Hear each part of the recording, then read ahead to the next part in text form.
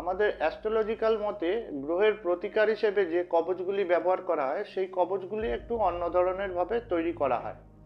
এই কবচগুলি মূলত কিছু যন্ত্রের ওপর তৈরি করা হয়।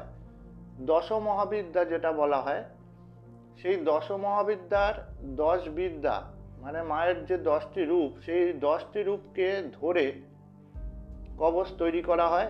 বিভিন্ন গ্রহের প্রতিকার হিসেবে এক একটি রূপকে নির্বাচন করে কবচ তৈরি করা হয়।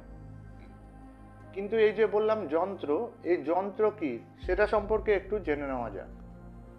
শরীর ও মনের ওপর দ্রুত কাজ পাওয়ার জন্য যে সাংকেতিক রেখা এবং চিহ্ন ভূর্জপত্রের মধ্যে অঙ্কন করা হয় সেগুলিকেই কবচ বলা হয়।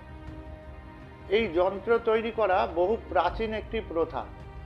বিশেষ মন্ত্র সহযোগে এই যন্ত্রগুলি অঙ্কন করে তা দিয়ে যদি কবচ নির্মাণ করা হয় তাহলে অবশ্যই সেটা খুবই ফলপ্রদ হয়ে থাকে। এই যন্ত্র সাধারণত 4 প্রকারের হয়ে থাকে।